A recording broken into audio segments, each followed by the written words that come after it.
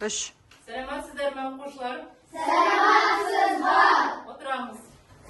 Бүгінгі математикалық сайысымыздың тақырыбы математика ақыл ойдың мәңгілік шұғыласы. Мақсатымыз математика пәніне қызығушылығымызды арттыра отырып, дәлдікке, ұқыптылыққа, еңбектене білуге үйренеміз. Ойлау қабілетімізді, математикалық сөздік қорымызды, дамыту тапқырлық, ізденімпаздық қасиеттерімізді жетілдіруге, күрделі есептерді тиімді жолдармен шығарамыз. Яғни математика керек, әркімге математика қажет. Өмірде математиканы оқимыз, миымызға тоқимыз. Енді бұл жерде балалар, мен сіздерді бірден 3 топқа бөліп қойдым. Алдарыңызда тұрғандағындай алғырлар тобы, тапқырлар тобы, және де қандай топ? Зеректер тобы деп біз 3 топқа бөліндік. Яғни балалар, сіздерге енді осы беріп тұрған алғырлар, тапқырлар, зеректер тобына байланысты ұрандарыңыз бар ма? Қай топта? Мысал, алғырлар тобы қандай ұран айта аласыздар? Ал тұрайын. Айтамыз. Алғырлар алға ешкімнен қалмаған. Өте жақсы. Келесі тапқырлар тобы қандай ұрандарыңыз бар? Тапқырлар жеңіске қолға алыңдар. Өте жақсы, отырамыз. Келесі зеректер тобы. Зеректер берілмейді, жеңістер қолдан берілмейді. Өте жақсы балалар, керемет, өте жақсы. Енді балалар, мен сіздерге осындай қазір өздеріңізге жеке бағалау беремін. Яғни бізде бәйге жарысы болады, сол себепті барлықтарыңызға жеке бағалау беремін. Кім есепке тақтаға шықса, кім жауап берсе, балдан жылжытып отырамыз. Түсінді ме? Сабақ соңында, яғни сол бойынша бағалаймын.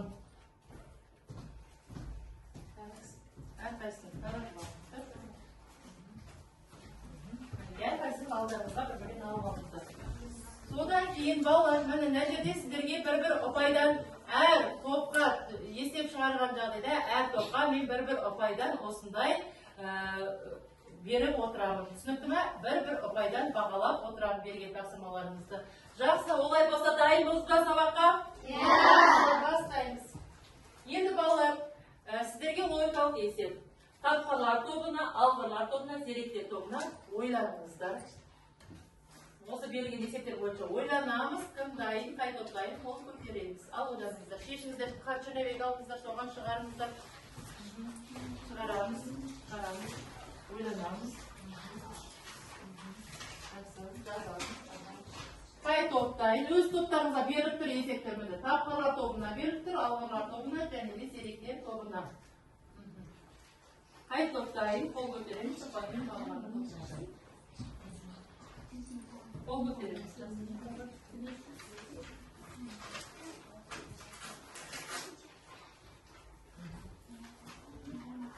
Дайын болған жағдайда айтамыз болар. Так, дайынбыз ба? Қай топ дайын? Ал, тапқырлар топ дайынбыз. Аулада 6 үйрек, қорада 20 үйрек. 10 үйрек тығылды, 10 үйрек жығылды. Қалғаны неше үйрек? Тапқырлар тобында жауабы 6 үйрек. Көрейік бала, дұрыс екен жауабы. Дұрыс, өте жақсы. Яғни бұл топқа біз не береміз? Бір ұпаймен бағалаймыз. Келесі қай топ дайын менде?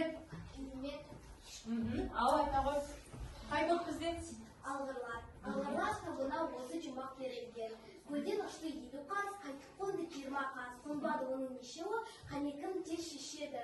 Осы кезде алғырлар тобының жауабы болады 30 үйрек. 30 үйрек дейді. Ал көрейік.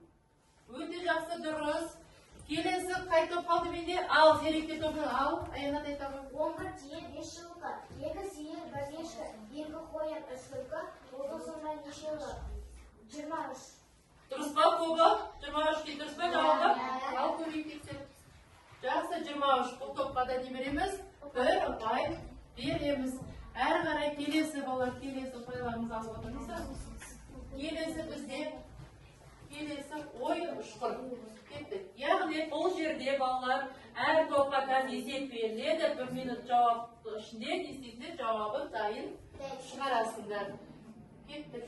Міне бірінші сөз, бірінші топ барлықтарыңызға осындай қазір мен сіздерге алдарыңызға осындай таратамын. Сол бойынша қай топ дайын, осы есеп бойынша, сол бойынша шығарып көрсетеміз тақтаға. Қалай шығардық, қалай қолданды әріптерді сол бойынша.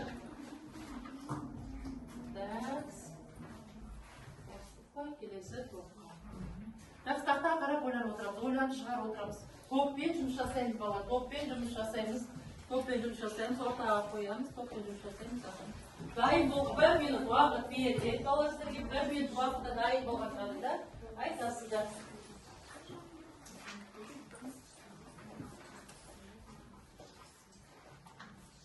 Уақыт кетті бала.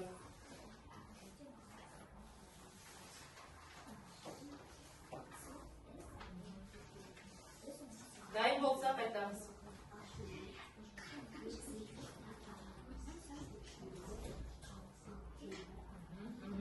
Қарамыз.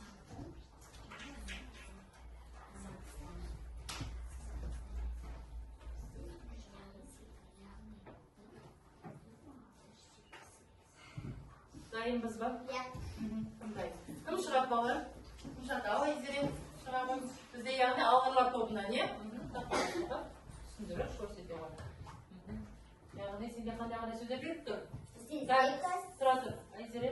Бірінші беріп тұрған бізге тапсырма қайсы? Сал, кел, отырам. Сал, кел. Айзеренің жауабы қазір бізде дұрыс болмай тұр. Келесі, бізде есепке кім дайын бізде? Ал, келі қошағы. Сіздерге мен алдарыңызға 3 тапсырмадан бердім, е? Сол бірінші тапсырма бізде сал, кел, лас. Біздің топқа берілген тапсырма кастың жауабын табу. Бұл жерде бізге берілген әріптер сал, кел, лас, ел және сел. Бұл жерде ең соңғы тұрған әріптерден ұлы 3 болған соң бізде ұлы 3-ке тең. Ұлы бізде 3-ке тең дейді. Ал жақсы. Соңғы әріптерге қарағанда, яғни ұлы бізде 3 рет қайталанып тұр дейді. Сол себепті 3-ке тең дейді. Әрі қарай. Ал алғашқы әріптерге қарағанда бұл жерде бізде К мен С жалғыз тұр. Бұл жерде бізде К 2-ге тең болады. Жақсы. К 2-ге тең әрі қарай әріптер. Әріп нешеге тең екен? Ал әріпіне келсек, біз ортаңғы санға қарасақ, бізде А әріпі 2 рет қайталанып тұр, е? 2 рет қайталанып тұр, сондықтан 1-ге тең.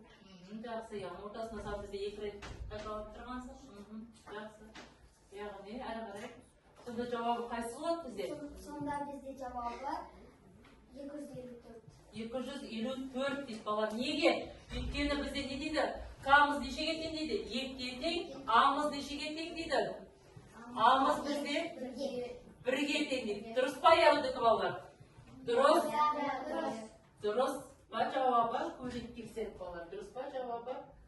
Дұрыс. 254. А бізде нешеге тең балар? 1-ге тең емес. А-мыз нешеге тең екен бізде? 5-ге тең. Жақсы. Отырабы. Келесі сөз бізде зека дейді. Зека. Сәттағы тапсырмаға таратып береміз. Сол бойынша ойланасыздар. Кім сол есепке дайын? Жаңа местерге 3 есеп бірден беріп отырмыз. Ал дайындаламыз. Айырылып кішкене қате кетті, бірақ жауабы дұрыс болды. Сол себептен естейміз. 1 ұпай береміз. Жақсы. Қазір дұрыс шығарғандарға, өте жақсы дұрыс шығарғандарға 2 ұпайдан беріледі бала. Жақсы ойланамыз, жақсы шығарамыз. Кім дайын? Уақыт кетті. Дайынсың? Жақсы, шығауы, келауы. Айзере, яғни алғырлар тобы дайынбыз дейді.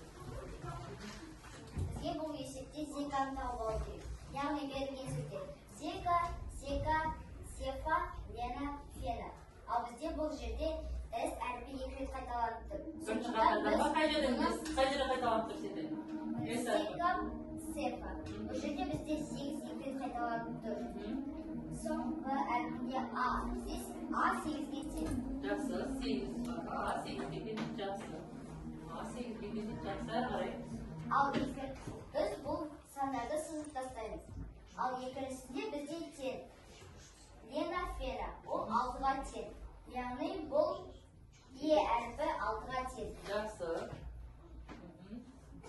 Е әріпі 6-ға тең. Екінші тұрған әріпі 6-ға тең. Бізде сонда жауабы 4000 678. Бізде сонда зека 4678 санына тең. Жақсы көрейік балалар. Дұрыс айтады, 4678. Балалар, оны бізде былай да табуға болады. Енді Айзера өз тәсілімен, біздің тәсіліміз бойынша былай да табуға болады. Қараңдаршы балалар, Лена деген сөзде бізде 2-3 әріп ұқсас па? 3 әріп ұқсас па? Лена деген бізде сұрап тұрғаны қандай сөз? Ека, я, зека деген, я? Ол жерде ена бізде жатпай, сол себеп не істейміз? Лена мен фенаны сызсаймыз. Бұл екеуі ұқсас сандарына қарайтын болсақ, қараңдар. 5608, көрдіңдер ма? Соңғы 3 саны 608, нәтижеде 3 саны 608. Міне екеуін сызып тастадық. Әрі қарай, келесі әрі қарай толық түсіндіретін болсақ, бұл жерде бірінші тұрған қатарға қарайтын болсақ, бізде S әрпі неше рет қайталанып тұр бұл жерде? S әрпі бізде 2 рет қайталанып тұр, қалған әріптердің барлығы немене? Бір-бірден қайталанып тұр. Сол себепті менде S әрпі 2 рет қайталанып тұрғандықтан сандарға қарайтын болсақ, бұл жерде саннан 2 рет қайталанып тұрған қай сан менде? Бір көрдіңдер ма? Яғни S мен нешеге тең? 1-ге тең. Сонда 10 та сызсаймыз. 1678, 1678 сызсаймыз.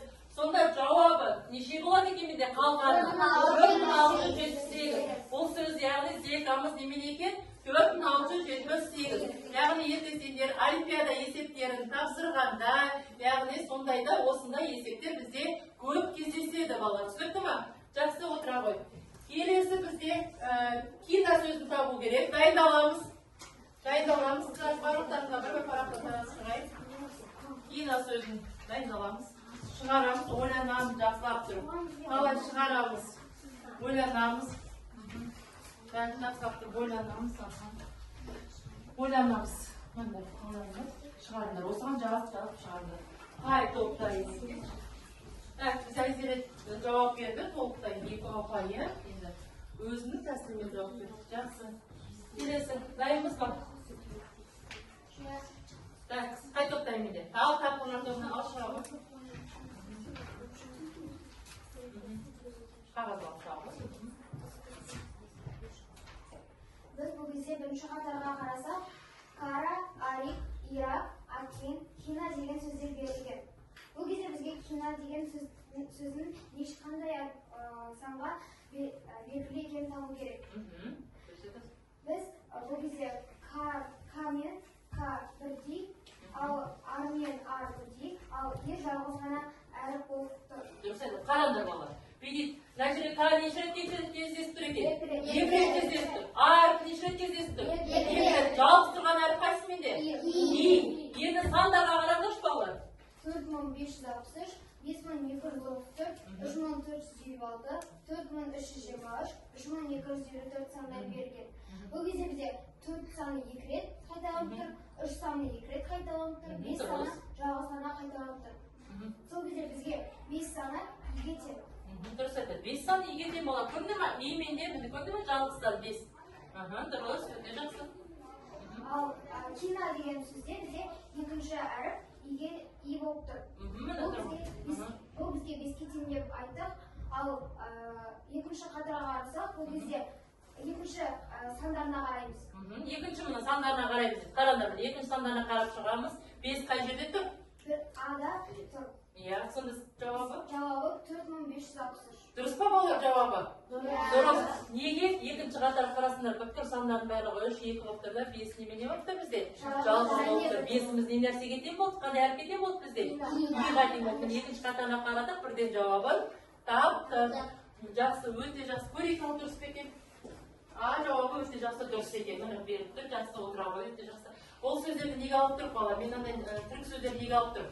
Өйткені сіздерден 6 сыныпта түрік лицейға, тағы мектептерден тапсырған кезде осындай түрік мектептерде қолданылады осындай сөздер. Кара, Арик, Ирак деген осындай көрінді ма? Түрік тіліне келеді осы сөздер. Сондай себепте сондай есептер беріледі бізге. Ертең емтихан тапсырған кезде осындай есептер беріледі. Есте сақтап алыңдар. Жақсы ма балалар? Келесі тобымыз. Енді мына сөзді өзіміз жалпы топпен шешейікші. Қараңыздар, енді барлығымыз бірге шешіп ойланып көрейік. Қараңдар, тартас сөз шығу керек балалар. Тартас сөз шығу керек. Бірінші беріп тұрған сөз қандай? Тасар, мұз, сатар, тарас. Енді жаңағында ойланайықшы, бірінші қатарға қарайықшы. Бірінші қатарда 2 әріп қайсы қайталанып тұр? С бізде не істеп тұр? 2 рет қайталанып тұр. Т жауабын естеп тұр. Енді сандарға қарайықшы.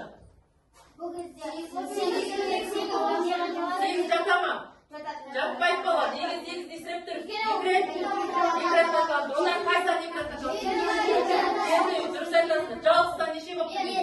Бес. Яғни там нешеге дейін екемен? Беске дейін. Сонда жауап қайсы болып жауабы? 22 мың? 728. Оңай ма балалар? Өте жақсы жауабы дұрыс екен. Келесі сиқырлы ұяшықтар. Келесі көкпар сайысы бізде балалар әрі қарай. Осындай бізде төртбұрыштылар беріледі. Парықтарымызға бірдей. Мен қазір парықтарымызға бірдей төртбұрышты таратамыз. Сіздер қараңыздар. Қарап шығыңыздар.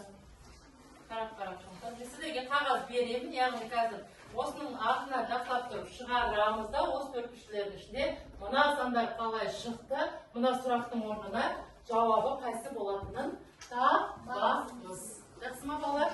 Жалпы сіздерге ал ортаға қойып, сіздер шығарыңыздар. Қай топтайын, 1 минут уақыт беріледі. Қай топтайын жылдам жатамыз, тұрып бірге жабылып шығарамыз. Шығарамыз. Бастаңдар. Жақсылап деп бастаңдар. Мына саннан қалай 7 шықты мына жерде? Мына сандар іште 10 қалай шықты? Мына сандар іште қазір мына сұрақтың белгісін біз табуымыз керек. Ал бастайық. 1 минут уақыт кетті бізде. Осыдай бір сергек балалар, сергек. Дайын болғанда балалар, бірінші шапалақтайықшы. Қай топ дайын, сол топта шапалақтайық. Балалар тақтаға шығып, маған көрсетсін.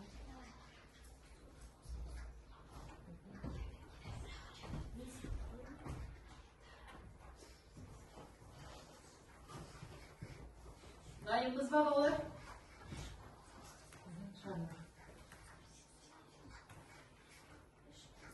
Ойлаңдар, қалай 7 шарттар ортасында бізде қалай 10 шарттар қалай ана соңғы төртбұрышта неше шығу керек екенін жауабы. Қосамыз, азайтамыз, көбейтеміз. Дәрежелеуге де болады. Өз-өзіне көбейтеміз. Ойланамыз.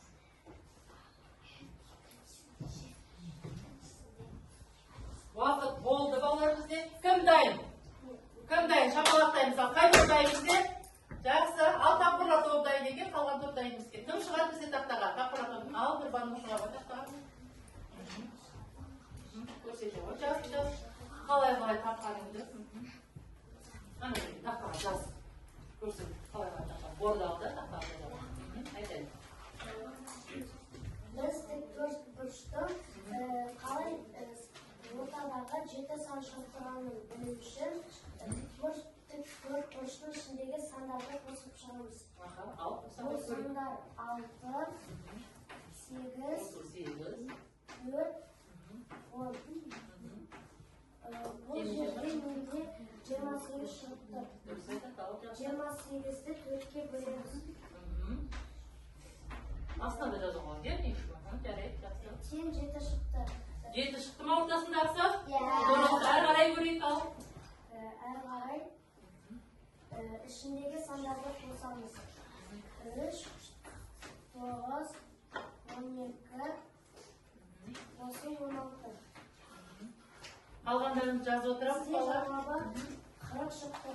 40-ты яғни 4-ке бөлеміз. Ал бізде жауабы 10 шықты.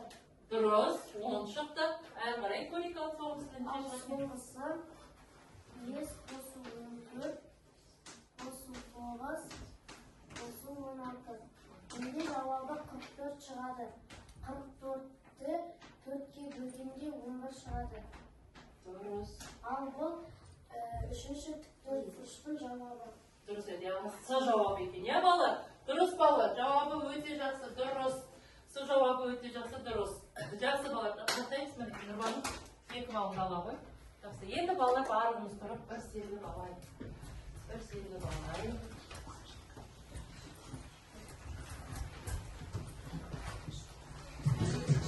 Ал, қайталаймыз. Бері жемісін сен алатын, сыйластықтың алауын өзің жақтың.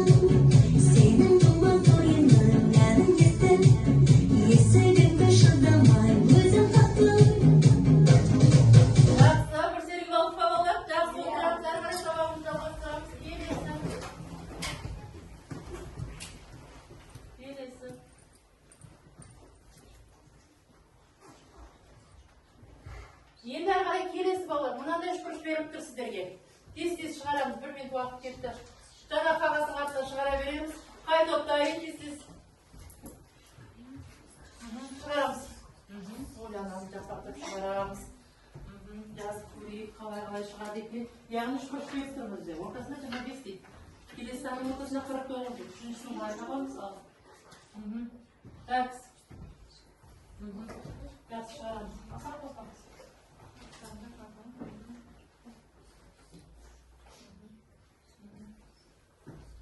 Жақсы. Қосып алдыңыз, алты рет қосып көріңдер. Жөйлі бастырайынар. Көрейік. Кімде қандай ойы бар екен? Дайынсыз ба? Ал қыздар тобы дайын екен, ал кет кім дайын? Кім шығады? Ал көсір шыға ғой. Көсір шыға ғой. Көсір.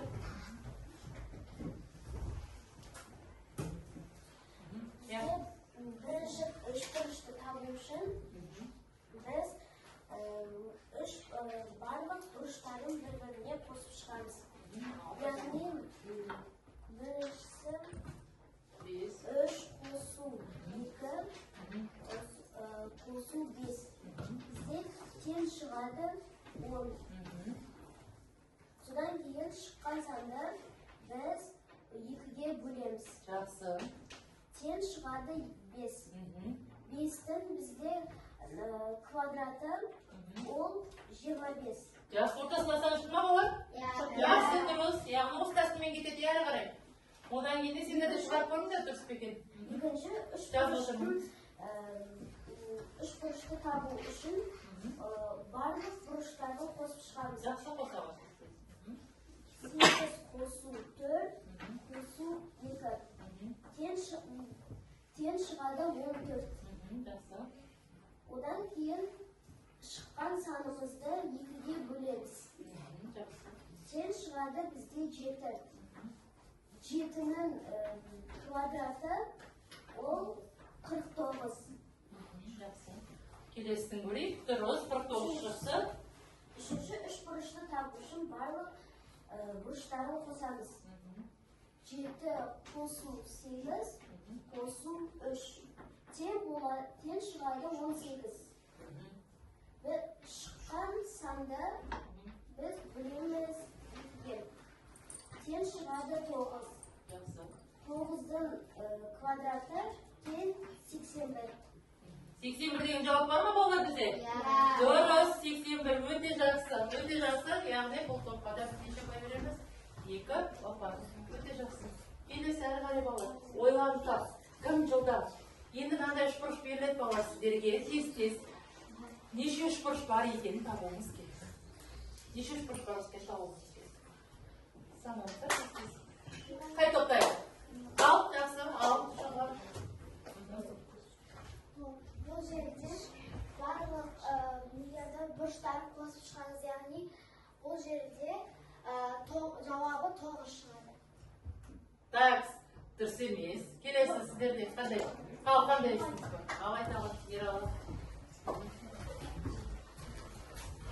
9 емес, жауабы. Бұл жерде бүкіл бұрыштарды қосқанда жауабы 40 шығады. Так, сіздердің жауаптарыңыз қандай? 7. Неше? 7 дейді. Ал, үшінші жауабын көрейік. 11. Кімдегі 12? 11. 11 дейді, тапқанар тобы, алғанар тобы. 7, сіздер 14. Ал жауабы бұл жерде балар, негізі жауап болады балар 12. Оны қалай таптық дейміз ба балар? Енді қараңдар, сен жазып отыр, мен айтып отырайын. Яғни енді қараңдар, бұндай есеп кездескенде балар сендер санап отырмайсыңдар. Тез-тез жазды. Енді қараңдар, мынандай үшбұрыш берілген. Мен бірінші рет отырамын. Мен түсіндіріп шығайын сіздерге. Қысқаданызға. Осындай үшбұрыш беріп тұр, иә сіздерге? Қараңыздар. Былайына бізде үшбұрыш беріліп тұр. Енді қараңдар. Балар үшбұрыштардың барлығын біз не істеп шығамыз? Санмен қойып шығамыз. 1, 2, 3, 4, 5, 6 деп балар. Енді бір таңбалы үшбұрыштар, бір таңбалы қысқашаластар, бір таңбалы үшбұрыштар. Яғни үшбұрыш болып тұрған неше болып тұр? Бір менде үшбұрыш бар. Үшбұрыш бар. Бір, одан кейін үшбұрыш қандай? 5, 4 üçbұрыш, 4, 4 үшбұрыш. Одан кейін 6. 3 пен 2 менде 4 бұрыш па? 4 бұрыш емес. Келесі 2 таңбалы балалар. 2 таңбалы деген 2 санынан тұратын үшбұрыш. 1 мен 2 үшбұрыш па? 1 мен 2 үшбұрыш. Әрі қарай. Одан кейін 4 пен 5 үшбұрыш па? 4 пен 5 үшбұрыш. Одан кейін 3 пен 6. Одан кейін 6 мен 4. Яғни келесі 3 таңбалы балалар. 3 таңбалы қараңдар. 3 санынан тұратын үшбұрыш. 1, 2, 3. 1, 2, 3. Келесі 4, 5, 6. Одан кейін 6, 4. бар ма одан кейін? Ал? 5, 6 болмайды. 1, 2, 3, 4, 5, 6 сосын. 1, 2, жоқ. Басқа жоқ қой бізде балалар, иә? Әрі қарай 4 таңбалы бар ма? Бар. 4 таңбалы қайсысы? 6, 5, 4, сосын 5. 1, 2, 4, 1, 2, 4, 5. Жақсы. 1, 2, 4, 5. Өте жақсы. Келесі бар ма? Жоқ. 1, 2, 4, 5. Жоқ. Келесі 5 таңбалы. 5 таңбалы. Бар ма? Бар. 5 таңбалы қайсысы? 5 таңбалы. 1, 2, 3, 4, Жоқ. Барлық 1, 2, 5. 5 таңбалы бар ма? Жоқ. Жоқ. 1, 2, 3, 4, 5 келмейді. 5 таңбалы. Жоқ бізде 6 таңбалышы. 1, 2, 3, Бар, бастайды. 1, 2, 3, 4, 5, 6. Дұрыс. Енді санайық. Нәтижеде неше болып тұр бізде? 4-еу нәтижеде неше? 4-еу ғой, иә? Нәтижеде неше бізде? 2-еу нәтижеде бізде неше? 1-еу. Так, нәтижеде бізде? 1-еу санайықшы. 4-ке 4-ті қостық. 8, 2-ні қостық. 10. Жалпы нешеу екен? 12. Жауабы балалар 12 болды. Естеріне сақтаймыз ба? Түсінікті ма? Жақсы. Енді әрі қарай соңғы бізде қорытынды балалар. Қорытынды. Мынандай есеп беріліп тұр. Мына 13 қалай шықты, 17, 7 қалай шықты, 4 мына жерде неше болады жауабын табамыз. Мына берілген жауап табамыз, мына берілген жауап табамыз. 3 топқа 3 есеп дайындаламыз. Біз 3 топқа 3 есеп. Яғни тапқырлар, менде тапқырлар тобына жақсы шығарамыз, тапқырлар дайындаламыз. Келесі менде зерек тобына дайындаламыз, зерек тобына. Келесі соңғы менде алғырлар тобы дайындаламыз. Ал кестік 1 минут уақыт балалар қорытындылаймыз. Сосын балымызды санаймыз. Сосын өздеріміздің бағаларымызды әр топтан, мына топтан Айзера сөйлеп шықсын, қазір қорытынды ретінде, сабақ қалай өткені. Мына топта бізде Шұғыла сөйлеп шықсын, сабақ қалай өткені. Мына топта бізде Аяла сабақтың қалай өткенін сөйлеп шығамыз. Жақсы, дайындаламыз. Дайынбыз ба? 3 топ. Ал, кеттік, тапқырлар тобы. Шығамыз, тапқырлар тобы. Келесі қай топ менде? Қай топ? Алғырға дайынбыз ба? Алдап алғырлар шығамыз. Алғырлар шығамыз. Келесі менде қай топ? Ал. Зеректер тобы. Ал, шығамыз. Кім шығады? Ағырға не рауыз? Қаққа сөйлейді. Оның мәні 12.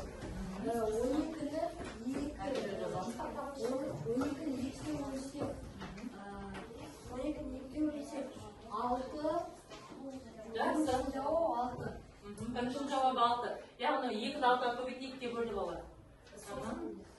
5-ті көбейтеміз.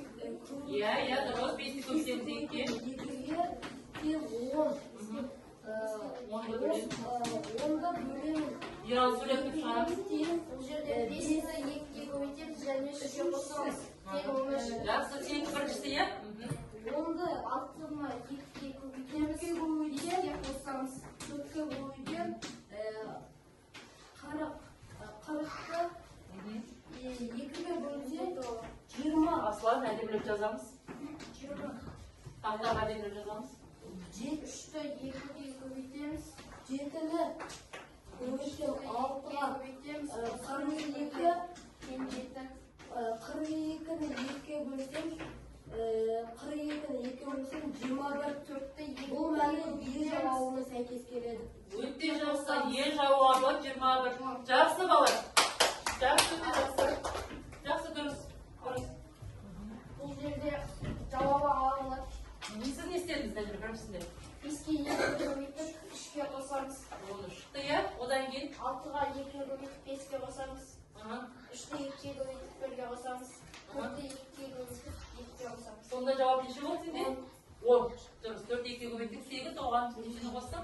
2-ні қостың. Жақсы дұрыс. Жақсы дұрыс отырауға 2 ұпай. Ұпайлардың санын қорытындыға дайын отырамыз. Бағалауға. Сіз не істеп жатасыз ба?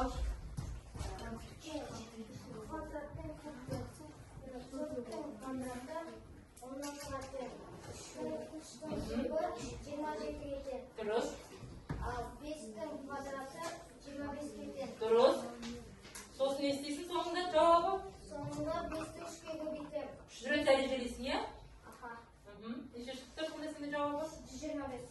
Дұрыс балалар, 3 рет дәрежелейді, яғни жауабы 125. Жақсы балалар, осымен сабағымыз аяқталды. Енді сабағымызды қорытындылай келсек, әр топта алдыңғы тобымен кім сөйлейді менде?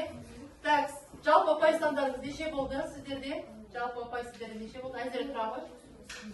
Тобындағылардікін айтып шыға ғой. Асланда неше балл болды? 2 ұпай, жақсы. Жақсы айтады.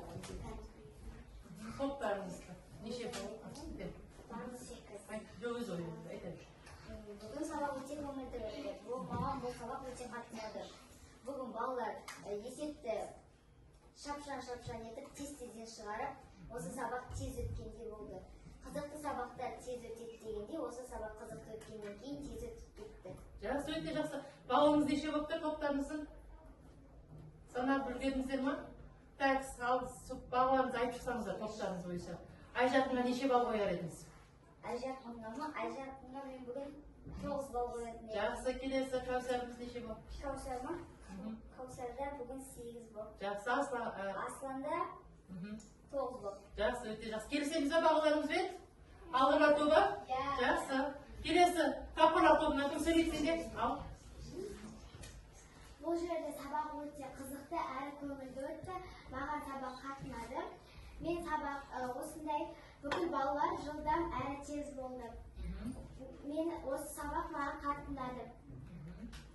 Бағалауыңыз бойынша Наргизаға неше қойып баға қойдыңыз? Наргизаға 9 бал қоям. Нұрбануға 9 бал қоям. Жанайымға 8 бал қоям. Нұрисламға тоже 8 бал қоям. Өзіңе? Өзіме 9. Жақсы. Келісеміз бе бағаларыңызбен? Бағаларымыз келісеміз бе? Келісеміз. Бірақ мен кішкене Нұрисламға неше деген келіп тұр? 9 бал деген келіп тұр. Өйткені ол күрделі соңғы қорытынды есепті шығарды, иә? Жақсы, келесі бізде зеректер. Алып жасайық. Бүгінгі сабақ бізде өте қызықты өтті. Балалар есепті өте керемет шығарды және де олар тез-тезден шығарды.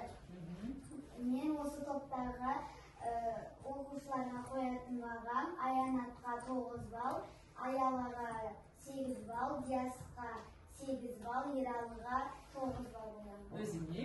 Өзіме 9 бал. Жақсы, келісеміз бе бағаларыңызбен? Жақсы. Балалар, енді бұл есептерді сіздер болашақта ертең 6 сыныпта емтихан тапсырған кезде осы есептерді қолданамыз. Яғни оңай жолмен шешуді түсіндік пе балалар? Жақсы. Осымен сабағымыз аяқталды. Сау болыңыздар. Сау болыңыздар.